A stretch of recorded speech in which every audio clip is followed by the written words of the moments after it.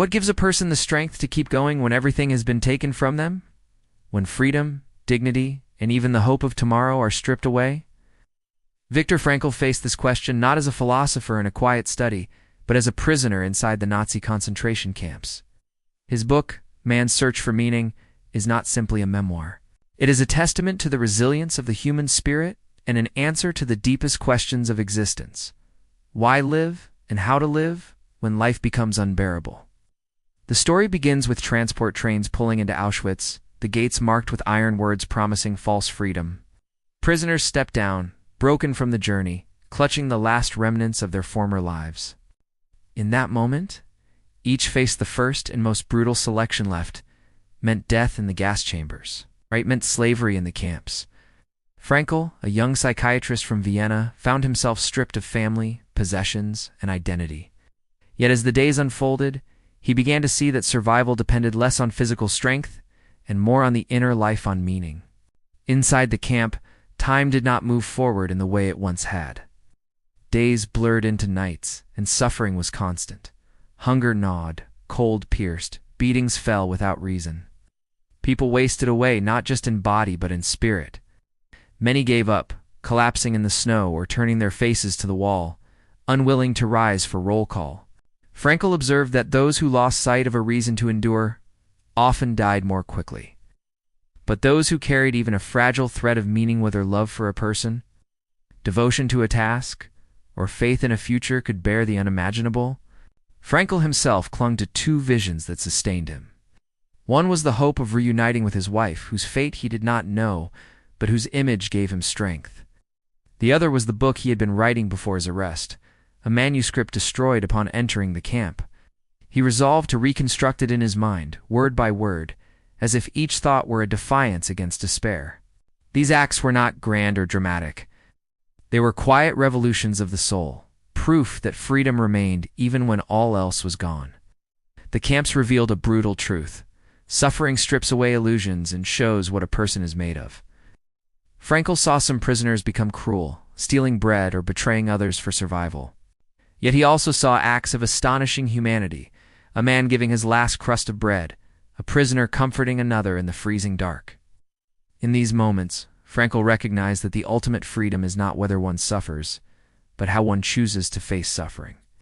Even when everything is taken, one thing remains: the ability to choose one's attitude.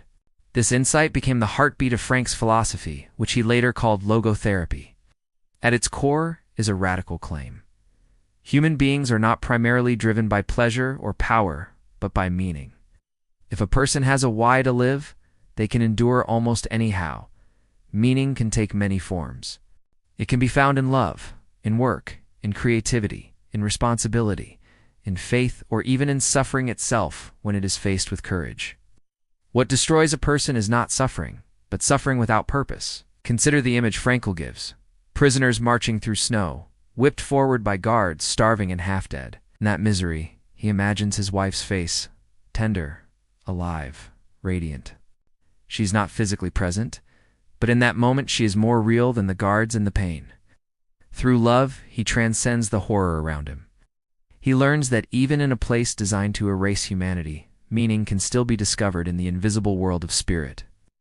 When liberation finally came, it was not triumph, but disorientation. Many prisoners expected a return to joy, only to find emptiness. The world outside had moved on. Loved ones were gone, futures uncertain. Frankl realized that freedom alone does not heal. What heals is responsibility, choosing what to do with freedom. Life does not owe us happiness. Instead, it demands that we answer its questions with our choices moment by moment. The task is not to ask, what can I expect from life? But what does life expect from me? This reversal is powerful. You are not a victim waiting for meaning to arrive. You are a participant who must discover it, even in pain, even in tragedy. Frankl shows that meaning is not invented. It is found waiting in the circumstances of your life, calling you to respond. Sometimes it is a task unfinished, sometimes a person to love, sometimes a duty to carry through to the end. Even death itself cannot erase meaning, for it is sealed in how you have lived. The lesson of man's search for meaning is as urgent now as it was in the ashes of the camps. In a world that often prizes comfort and distraction, Frankl reminds us that suffering is unavoidable, but despair is not. You may lose wealth, health, or even freedom, but you never lose the freedom to choose your response. And in that choice lies your dignity, your resilience, and your purpose.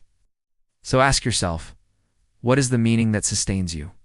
Is it love, work, a dream, or faith? Is it the responsibility you carry toward others? Life will continue to ask, in every hardship, in every joy, what you will do with your freedom. Your task is not to wait for perfect conditions, but to discover meaning in the reality before you. As Frankl showed, even in the darkest hours, meaning can turn suffering into triumph and despair into hope. If his story speaks to you, let it not be a passive reflection but an active challenge. Take this day, this very moment, as life's question to you, what will you make of it? The answer is yours to live, and if this journey moved you, share it. Carry Frankl's message forward, for in spreading meaning, you strengthen it in your own life and in the lives of others.